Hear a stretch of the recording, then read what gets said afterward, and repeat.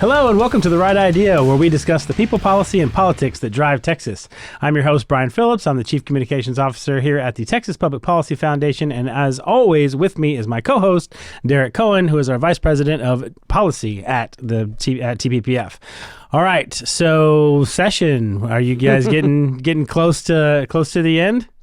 Well, you know, we're getting close to the end. Is everything getting done that we needed to get done? I think there's still a lot of work that's still left on the table. We'll get into that for sure. So, but I did want to mention that this weekend, Cinco de Mayo is in a couple days. It's on Friday of this week. Any fun plans set up for Cinco de Mayo? I mean, it's on a Friday, so go crazy, do what you want. Unfortunately, no. Unfortunately, I have some business travel that needs to get taken care of.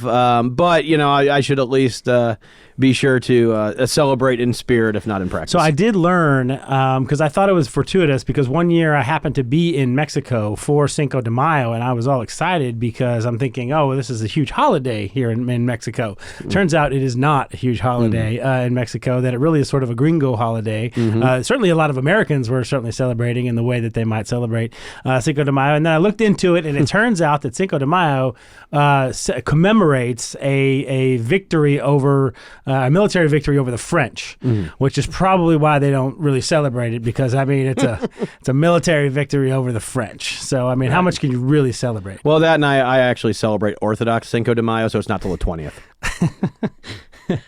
Well, at the very least, it was a victory over Napoleon's army. So maybe, but of course, then I won't get into the history of it, but then they came back and Napoleon won the second battle of Pueblo, and probably that's why they don't celebrate it. But their Independence Day is September 15th. So that could be the day that we celebrate here in the United States. Anyway, have fun on Friday. Have fun. Be safe. Have a margarita or however it is that you celebrate Cinco de Mayo. Okay. Maybe we might need some tequila after this week in the session. So we'll get to some of the obvious controversies and some of the obvious issues, namely SB 14 and all of the nutsiness, the craziness that went on this week. So before we get to that, tell us a little bit about how things are going in terms of, are we getting things through the session in your estimation? I know we've talked a little bit about the pace and maybe some of that stuff is overblown. But are any issues, looking a little bleak, Well, I still think it's definitely too early to say that any particular thing is looking a little bleak. Now, I will mention that, it is getting late for House bills in the House. We've talked about the upcoming deadline of bills needing to be set on a House calendar and therefore heard on the floor. I believe it's at 6 days at this point, recording on Wednesday this time. But yeah, so things are really, really, starting to come down to those actual tangible deadlines. But we've talked about this before, and you definitely have a point where things find their way onto other related bills. But it is getting that season. The fact that we're just now seeing HB 5, the Speaker's economic development package, just now get to the floor. I think that is indicative of some headwinds. And of course, it still needs to clear the whole opposite chamber, which again, the Senate has a little more flexibility, a little more alacrity that they're able to apply. But yeah, it's getting to that point where, you never pronounce final death on a particular thing, but it tends to get a little more difficult, and then a lot more difficult to see things resurrected, starting now. Now, I've seen on social media and all of this term that keeps getting thrown around, and I'm still not super familiar with what exactly it is, but chubbing. And despite the sort of silly name of chubbing, it is actually fairly serious, and you probably should know what it is if you're working in and around the Texas legislature. Yes. So for our audience who are interested in these kinds of things but wouldn't necessarily know this kind of practice, what is chubbing in the Texas legislature? Well, to keep it in the football parlance, it's essentially just chewing the clock. It is wasting time through deleterious motions and speeches and debate that probably don't need to happen, but there's a lot of debate and stuff that doesn't need to happen. Some that does need to happen that doesn't. But when we talk about chubbing, we'll see a bill that does something fairly innocuous. It might not be on local and consent, but it's something that most people agree to. But then the author or people who wish to engage in chubbing, sometimes the author usually wants to pass their bill, but sometimes they will be willing participants, sometimes not. They will talk for their full allotted time. They will they will have whoever their interlocutor is move for an extension, and basically taking the maximum procedural allowable time to hear a bill. So you think that they have caps on the extension and how many extensions can be voted on, and yeah, that is true. But the thing is, if you take that and extend, let's say there's like today it's a 9-bill supplementary calendar on the House.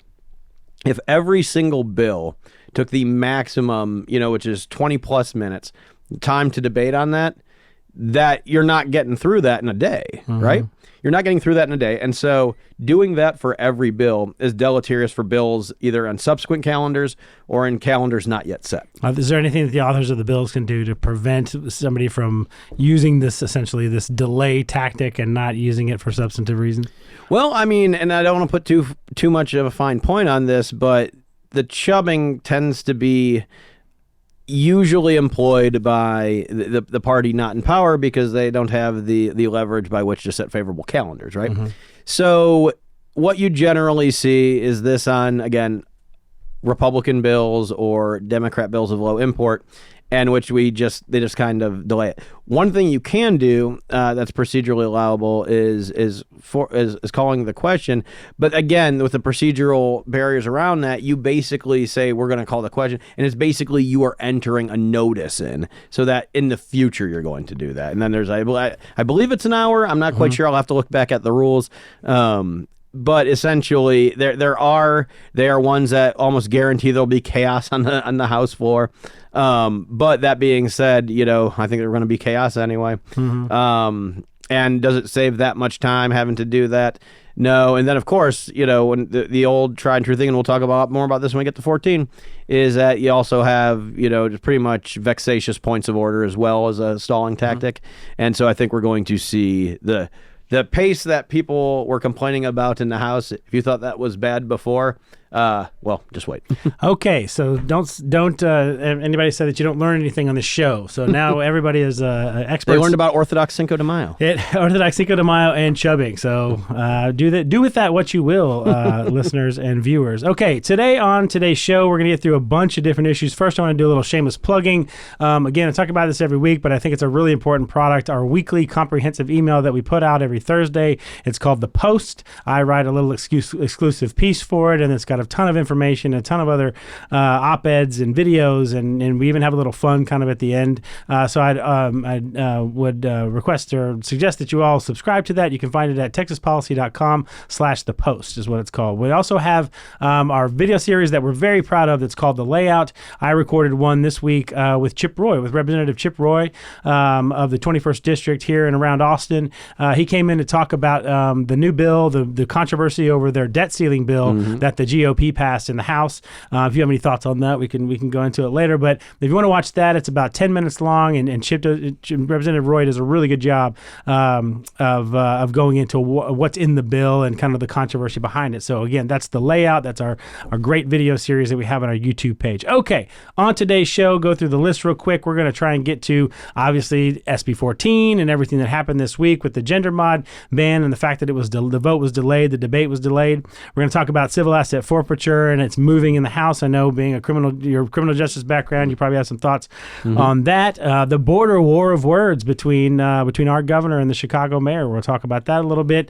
President Trump weighs in on our tax policy, or at least our debate over tax policy here in Texas, which is interesting for a candidate to do that. And then look at some of the printer problems that they're having down in Harris County, and one Senator Mays Middleton's proposal to incentivize them to do better. All right, so we'll jump into all of those issues, but obviously the number one issue, the big controversy this week in the House, the bill to ban doctors from performing gender modification on minors. That bill came over. It's SB 14 in the Senate, which was moved over into the House. They were going to have the big debate led by Representative Tom Oliverson, who's carrying the House bill, but it was for naught. Derek, tell us a little bit about what happened and what do you think?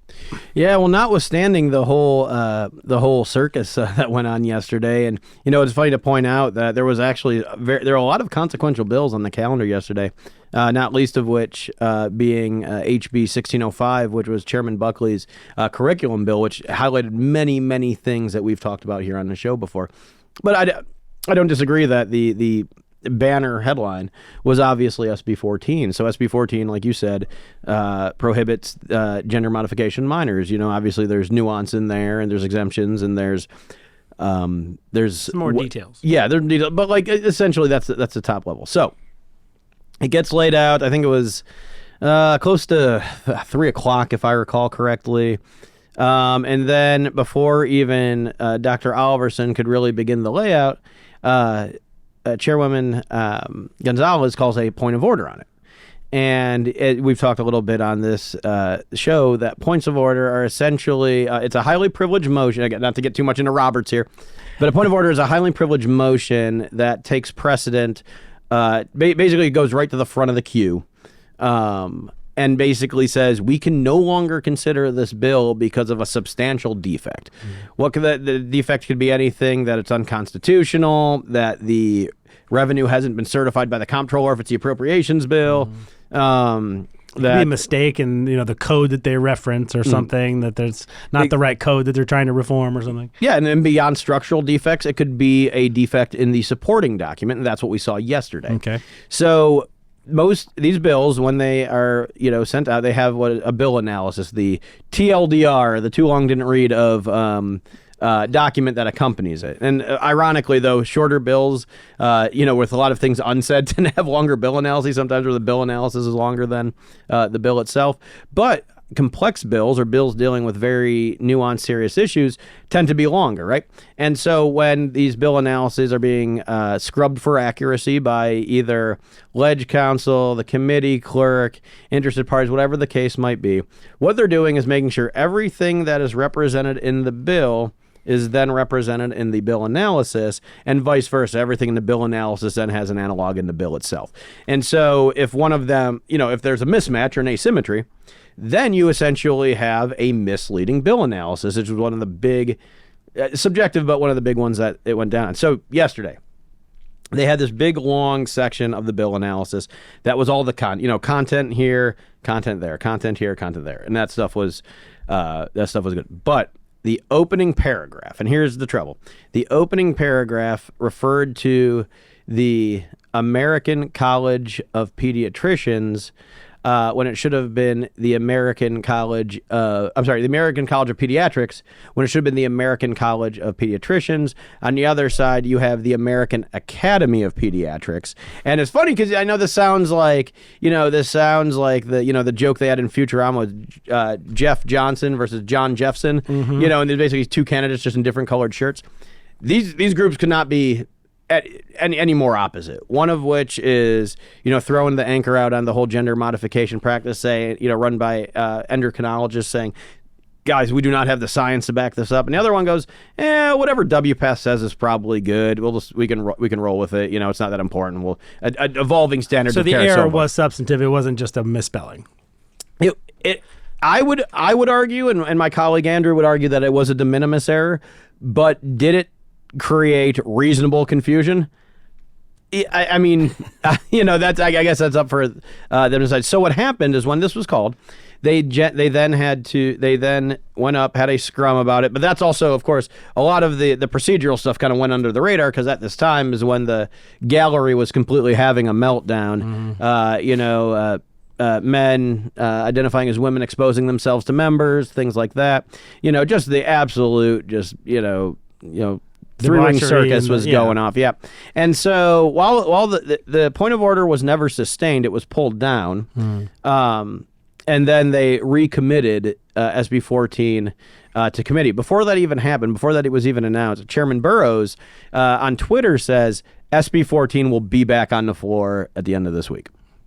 And so we saw it go back to what was it? Public health. The supporting documents were corrected. It was back in calendars within within an hour or so. So obviously, though, the calendar must go on, and we still have posting requirements. But the bill didn't go away, but it was a bit delayed. And so, two things I would point out to us. I guess just one, for the casual observer, looking at this, why, even if we did, whether or not you thought it was a substantive error or not, why couldn't it just be fixed on the House floor? I mean, they're literally, when they're going over these bills, they're adding amendments to these bills, substantive amendment to these bills, just like one after the other that are unanimous, and there's no objection, but they're, making major changes. If they can do major changes to a bill that quickly, right there on the floor, why can't something like this be solved and then they move on with the debate? Well, and that's been said before, and not only that, but there have been proposals from members of the legislature as an amendment to the rules to basically ensure that there needs to be a serious substantive defect in order for a point of order to be sustained, as opposed to, I would argue this one, and I think 7 out of 10 people would agree with me that this is a de minimis relatively, because it was a scrivener's error on behalf of the committee clerk. And, these things happen because, again, the big debate is what's in the contents, not the statement of purpose, which is up front. And so this stuff happens. I wouldn't disagree with that, Brian, but the House has always prided itself on being very attuned to the rules and following them to a T. And I think that, in sustaining this, it also kind of is a learning opportunity to tell all the champions, make sure your bills are clean, and really emphasizing the need for that. Because, again, it's not, you can get something taken, something can get found in the content part of a bill easily, but this part was up front. And, again, a lot of people gloss over that because they're like, I'm going to really pour into the weeds here. But, they forgot the lead. Is this the Dem strategy? I mean, number one, this is largely just theater, because there are a majority of the House members have actually become joint authors or have co-sponsored this legislation. So if you have a majority of the House already co-sponsoring the legislation, it's obviously going to pass. Number two, is this the Dem strategy? I mean, is there actually a strategy to go in and try and pick apart this bill in a substantive way, do you think? Or is this it? They're just going to try and go through points of orders to delay, and that's the way you think they're going to beat down this bill, or create some kind of controversy around it? Well, I mean, let's compare and contrast to the end of last session in 21 when the walkout happened. So the walkout that happened in the 87th occurred on the second to last day before Sine Die, when the election bill conference report came back over. Because, again, without going too much into details, if a bill gets amended in the other chamber so that it looks different than it was voted out of the originating chamber, they either need to concur with what would happen to it and just say, it's fine, or they say, nah, we don't concur. We'll give you 5, you give us 5. Those 5 are going to hammer something out. They'll bring it back to us, and then we'll vote on whatever y'all hammer out. Vote on again, yeah. Yeah, and so in doing so, they walked out on the conference report, which, the conference report's like the last thing. It's just one up and down vote, and that goes to the governor or not. And so they walked out on that because they did not have the votes to stop the conference report from being adopted. Right. That was 2 days left in session. We have 26 right now. So this is something that even if something you don't really ever say, there's time. Well, yeah, in this case there might be time. And I would definitely not, if I were the Bills champion, not that he needs to be told by me, but I would recommend not resting on that particular laurel. But that being said, is throwing out the anchor this far away from port is it's not a sustainable strategy, because even if they reset it for Friday, right? They reset it for Friday and they chub everything between here and there. It doesn't come off the calendar. That calendar gets pushed another day and pushed another day and pushed another day to the point where they can't hear House bills anymore. Now the population of bills that they can chub on is now 1/8 of as much, because that's now only Senate bills in House calendars. Right. And so it essentially would be only ensuring that those bills are now now in the way, or are basically saying you're cutting down what you actually can chub on. And that almost seems like a pointless strategy in and of itself, because you're eventually going to get to the bills when you're starting this far out that you seek to avoid. I also think it's odd for this issue to be one that the Texas House Democrats are creating a hill to die on, just because of all of the evidence that the public is against them. I mean, there was obviously our poll we've talked about before. There's been a 14-point swing in the last year in the number of Texans who believe that we should be banning these practices, these medical procedures on minors. A 14-point swing is huge in a year. You just don't see public policy issues move like that. Today, and then whenever we put out that poll and people were saying, oh, well, you're asking the question in a weird way, or we don't believe your results. Okay, fine, don't take our word for it. Today, the University of Texas asked their question on gender-affirming care and all that, and in fact, 58%, where ours was only 56, 58% said that they support banning these procedures for minors. And so it seems a very, very odd place for the Democrats to decide that we're going to create a bunch of controversy, get a bunch of eyeballs on this issue, and really stand against the people of Texas, which by the way includes a third of Democrats. This is going to be the one we're really going to focus on, and the one we're really going to brand ourselves with for the legislature. Yeah, well, I mean, of course, that's just the right-wing troglodytes over at the University of Texas. I mean, those Birchers. So that being said, though, I think you bring up a good point, though, is that they're essentially this is a area that there is partisan disagreement, but as I've seen observed today, the right is far more cohesive on this than the left. There are folks on the left. I would imagine this would include folks down in the valley, folks in the the urban areas or suburban areas, I should say, wherein you are seeing they're not down with this coalitional approach to allowing kids to self-harm like this, or even worse, allow the kids to be told by their schools that this is that this behavior is something that should be elevated. And I think that the more the discussion happens, the more people are starting to see. Yeah. And I don't think that the trend is going to reverse itself, regardless of the fate of SB 14 or its House analog.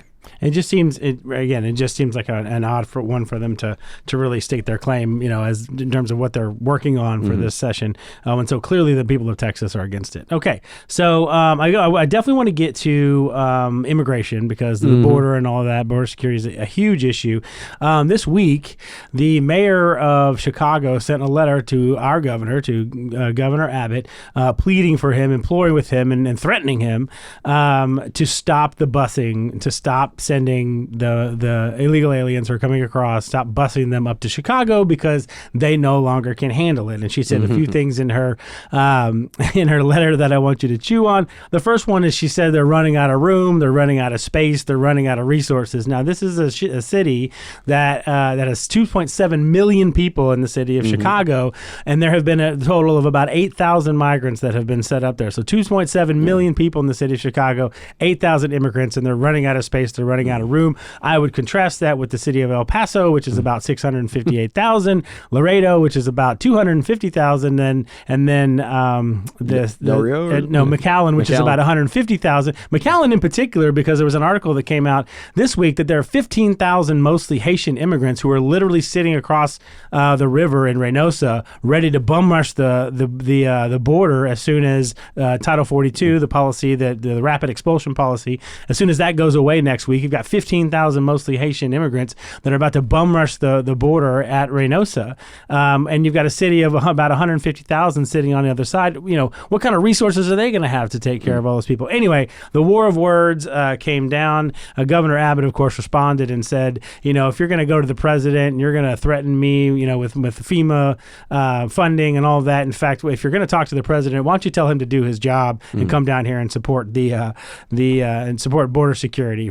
So what's your take on the politics and the back and forth with our governor? Well, I think, obviously I side with Governor Abbott on this, because having witnessed firsthand the human capital being destroyed, to say nothing of property destruction and everything else down there with this, largely self-inflicted policy wound, and to be honest with you, I'm not looking to spare the Biden administration their blushes, because this is their fault.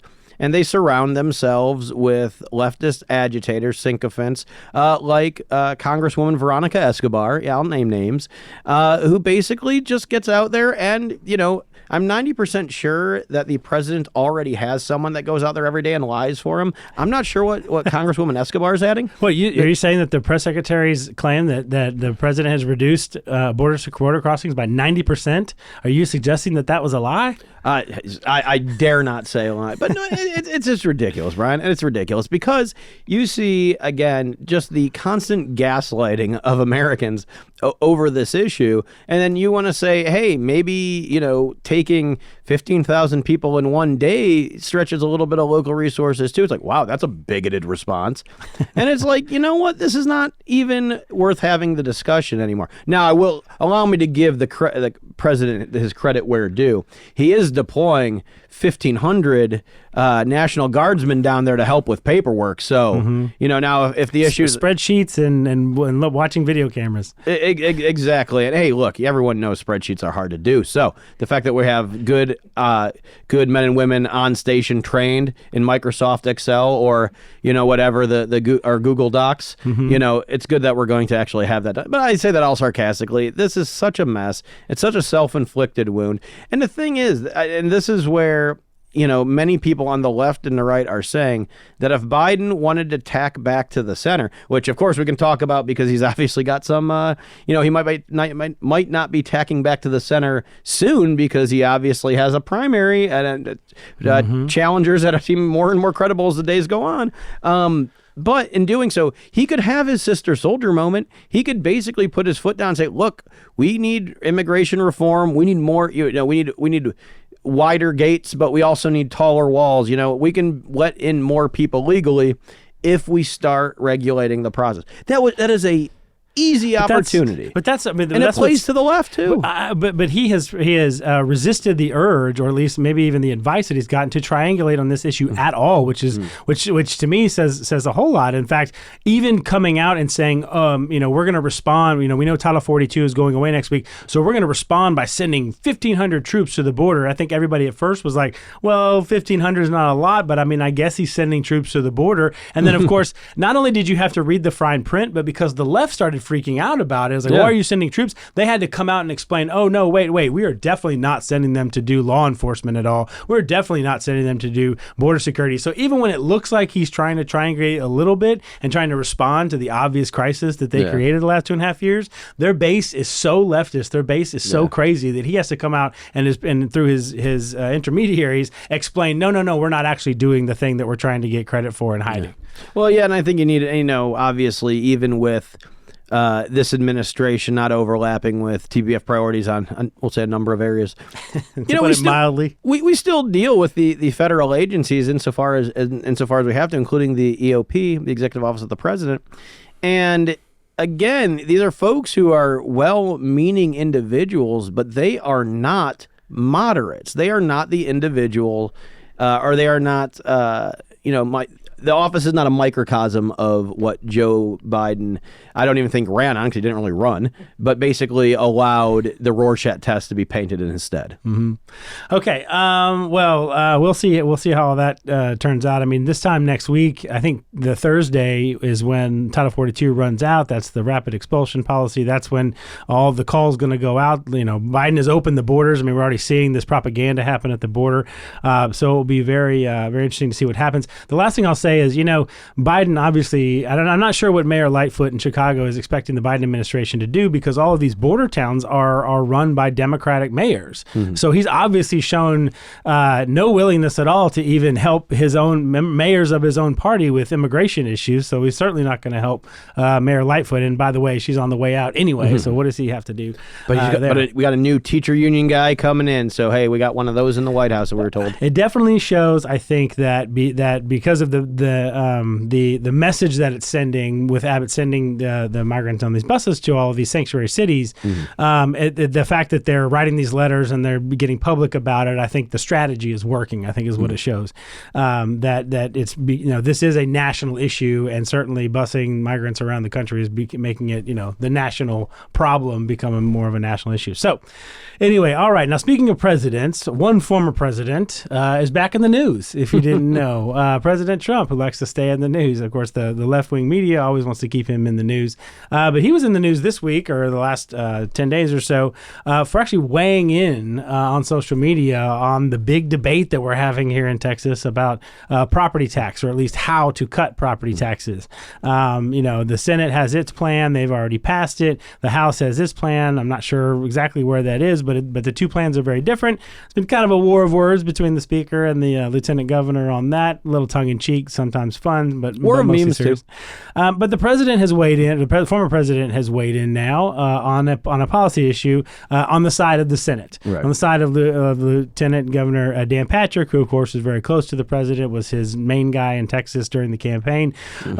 Just politically, what do you make of a couple things? One, just the president coming out and getting involved, but just the politics of a person running for president getting involved in a public policy issue at the state level doesn't happen a lot. So I'm curious what the idea is behind it. Well, I think the president just took a look at the Senate's package and saw that it included a business inventory tax and reached a logical conclusion that would apply to NFTs of him being dressed up as a cowboy or superhero. That makes a lot of sense. Yeah, that's the best thing. I mean, good, because that's the best way I could come up with this. And we've talked about the difference between the House and the Senate package. We've highlighted the strengths of both, the weaknesses of both. And ultimately, it's the foundation's position is that this is something that needs to be hammered out using the mechanisms available. And I think that we have a good spread of mechanisms. They're just going to have to borrow from one, give to the other, that kind of shift some things around.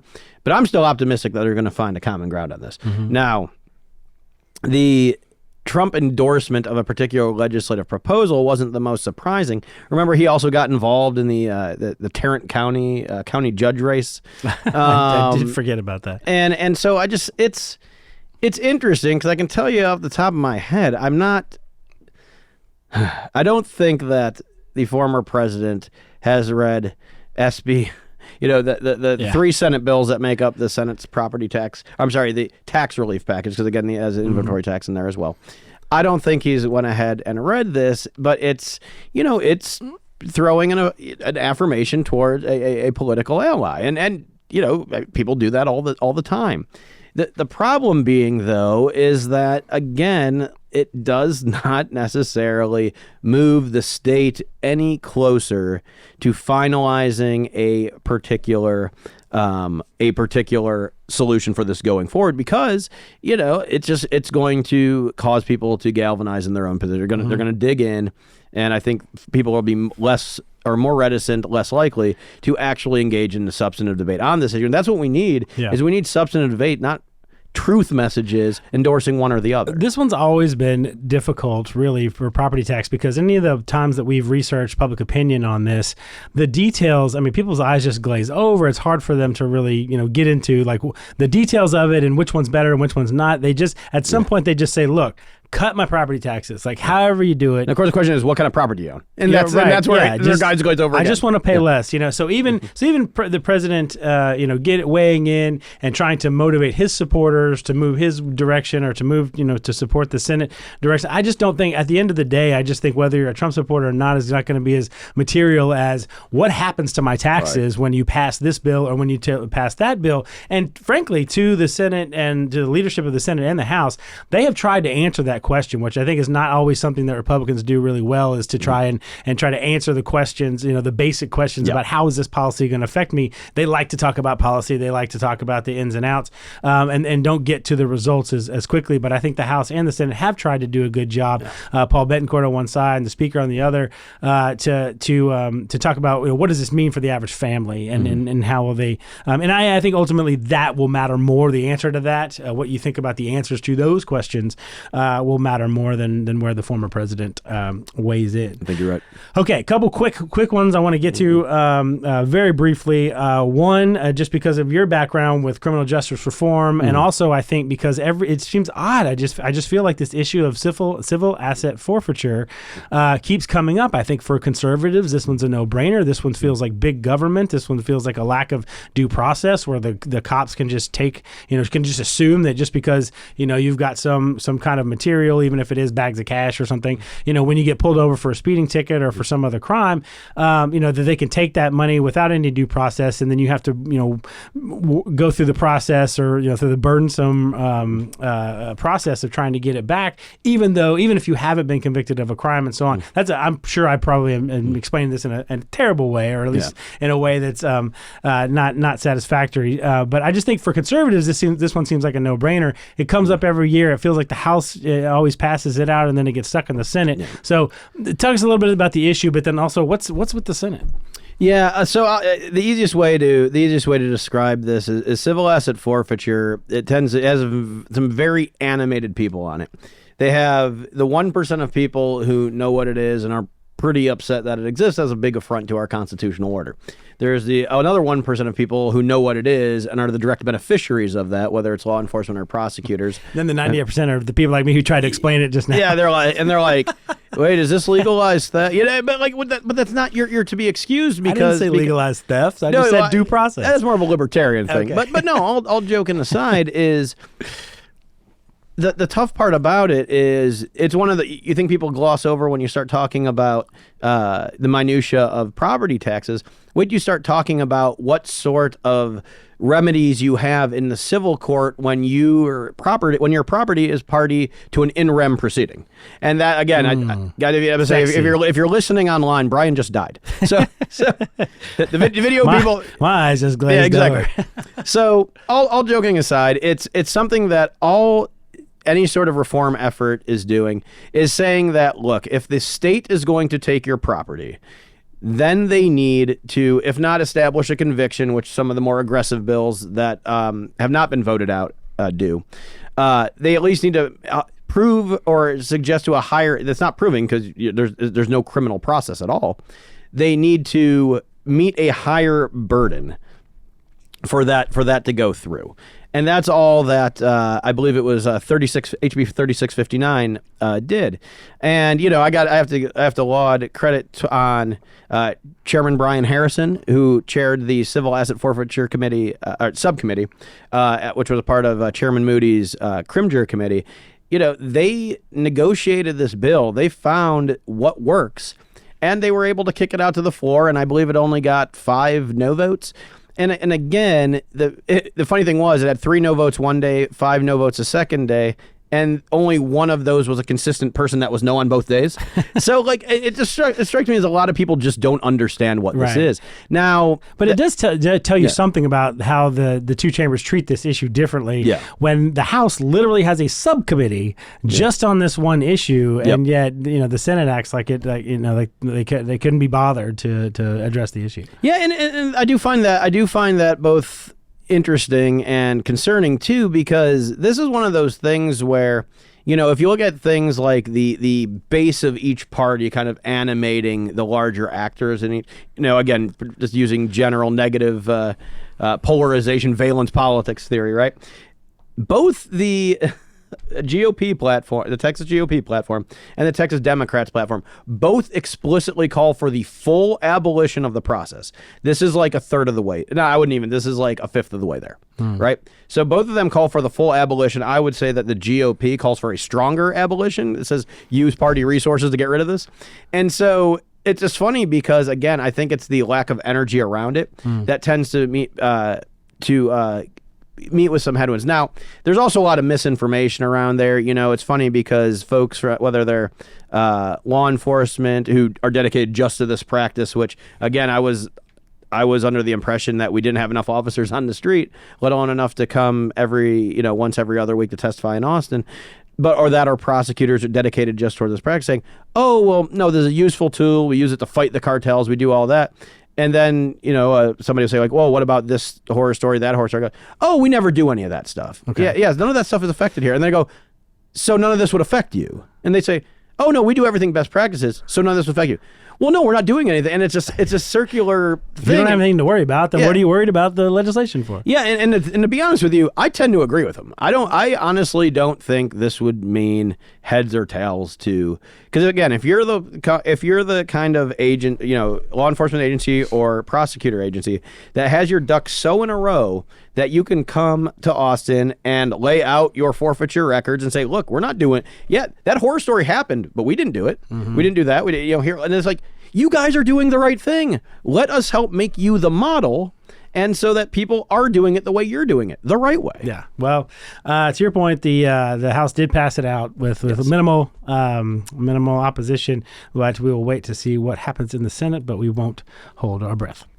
Okay, so very quickly, because I only have a few minutes left, I definitely want to get to, and again, a real packed week. This week, the Senate passed a bill that would allow for the Secretary of State to call a new election. So we just give the background story. Obviously, there was the horror stories over the election with paper, with polling locations running out of paper in Harris County. Of course, if you run out of paper, you can't print the ballots that people are going to be voting on, and so people are standing around for however long, wondering if they're ever going to get to vote, and then when the paper doesn't show up, then they have to scramble to try and go to another polling location, and you really are putting at risk at that moment the ability of people to cast their vote and to have their votes represented in democracy. So it is a serious issue. Yeah. It's not just running out of paper. I mean, it's not like you're just trying to print recipes or something. And so Senator Mays Middleton has legislation that would in that case would allow for the Secretary of State to in fact call a new election so that everybody could get prepared with all the paper that they needed to make sure that there weren't any instances of people who weren't allowed to vote or any other kind of shenanigans that were taking place. A lot of people have criticized this. A lot of people, the media, others, particularly people in Harris County, nobody credible, have criticized this because, one, it only applies to Harris County, which is kind of interesting. I want to see your take on that. I'm curious to know if that's even constitutional. I'm not sure how that works. But also that this is really kind of a sledgehammer, going after a nail here because, we're talking about printer paper running out, and that being able to call an entirely new election seems like overly broad in terms of the solution for something like that. Yeah, and so here's the thing. It's again, I feel like we come back to this point every damn week when we say that the way something's dealt with in the press, especially the way that it gets spoken about in activist circles. I think I saw on a friend's Instagram page, which I purposefully keep mine apolitical. Saw them saying, "Oh, this would allow Abbott's hand-picked Secretary of State to overturn an election," and it's like, that is. I forgot we still need to keep our E rating. That is not true. that is deliberately false. What this does is it basically says, look, if you have aberrants up to 2% in this particular thing, which we see in Harris County, which again is basically the poster child. They are the A+ student when it comes to messing up elections. We saw like entire polling places go down. Now, again, allow me to put an aside here. I will say this is a great example why folks on the right definitely need to be embracing early in-person voting, because not doing so makes your vote, if you're going to wait for election day specifically, you are going to be more subject to water main breaks, it raining in Philadelphia, running out of paper in Harris County. Now we can add to that list of shorthand. You're making polling yourself locations opening late. All of that. You're making yourself more subject to all that. Notwithstanding here, this just says, look, if you have this much of a deviation from normal practice, then do it over. And here's the thing. You're not going to have the same people showing up all the time, and that is going to be a problem. For example, if somebody does wait for the Tuesday of, they might not be able to do next Tuesday or whatever the case might be, and that's a problem. But the other problem is the systemic disenfranchisement that you actually do see of just a poorly run election. The state, it's so funny because everyone talks about, Jim Eagle and how bad it is to vote in this state. That's never been substantiated. It's never been the case. Obviously, the rolls keep growing. The vote amounts keep growing. So that's obviously not the case. However, the errors that all seem to be breaking the same way all tend to do that. And they go, oh, well, Abbott still won elections, so I don't know why you guys are protesting this election. It's like, you know what? There's a lot of people who never in their life would ever vote for Abbott that had their vote canceled out because of sloppy municipal governance. And that's what this is that if you have people on the right, left, and center who don't get to enjoy the full franchise of a ballot because Harris County being as poorly run as it is, and I think that we have enough historical record to say that at this point, Harris County being as poorly run as it is, if y'all can't get your stuff together, then I'm sorry that you need to be brought back to it and have folks actually be given that chance. And not being able to stock polling locations that you flag for people with paper is one of the easiest errors to avoid. You have 2 years. You have 2 years to prepare for one day to get it right. It just seems shocking to me. I mean, this might seem a little petty to some people, and especially because it's focusing only on Harris County. But my word, I mean, if you're that unprepared, there needs to be some kind of repercussions for it. Also, and I'm tired of hearing all the time, well, there's no evidence that would have reversed, that any of the errors would have reversed the results, or that because there were no votes cast. Yeah, nobody's come forward to say, "Oh, it was my vote that was, that they didn't count." The idea is that we have a system, and it is an incredibly inefficient system. I mean, if you really look at how we count and collect the votes, it really is inefficient. I think we can do a lot better. But the problem is that when you try to look at the system and you're being, in a good faith way to say what's the best way that we can ensure people's basic democratic rights, and you start to try and reform the system, both sides come out and lob extremist claims of voter suppression or this, that, or of voter fraud or all this. We're just trying to fix the system. There are clear issues with it. If we can all sit down and have a rational, honest discussion, an intellectually honest discussion about how to fix the system so that it works for people, so that people can't cheat, so that if there are mistakes, they don't affect it. They don't result in us losing our votes. We can't have that honest conversation about it because voter integrity is so highly charged. So you and I live in blood red Travis County, I think we should say. But they, I'm in Hayes now. So, that's although right. it's going pretty blue. So. Yeah, I was like, well, it might be purple at the timing. Regardless, I think we can say that we cast our ballots, you and me. We cast our ballots in places that are not exactly friendly to conservatives, friendly to Republicans. And even in those counties, though, I've never had any of the issues that have gone on Harris County, whether we're talking about, a very blue precinct or a very red precinct. I voted in multiple ones around North Austin, Central Austin. Travis County just doesn't have, now granted it's a different size, but they still don't have the problems, even at scale or at a lower reduced scale, that Harris County did. And to say that, it's bullying Harris County, well, if other people screwed up at that particular rate. Your self-editing has been noticed. It's 3 or 4 times today. Appreciate you preserving our podcast for another week. Well, the thing is, what I should do is just start let's cut out in the volume, like Jefferson has a dump switch, and just start cutting my own volume. We can just make it edgy and bleep you out. That's then true. More people might watch. We can work on that after session. But all that to say is, other counties of equal political persuasion don't seem to have the same problem. Maybe if they stopped screwing up, they'd stop being targeted by so many legislators. All right, that was a lot. We probably went way over where we normally try to go, and I'm sure we're probably both late to meetings right now. But we do appreciate you indulging with us on these issues. We had a lot to talk about this week, and even some things that popped up that we didn't expect to talk about. So we do, as always, appreciate you. If you have any feedback for us, you can obviously catch us on Twitter. Hopefully you can find us out there. So as always, thank you for watching. Thank you for listening. And as I like to say every week, what is it I like to say every week?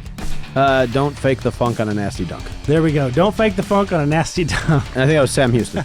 Do good and risk the consequences. We'll see you next week.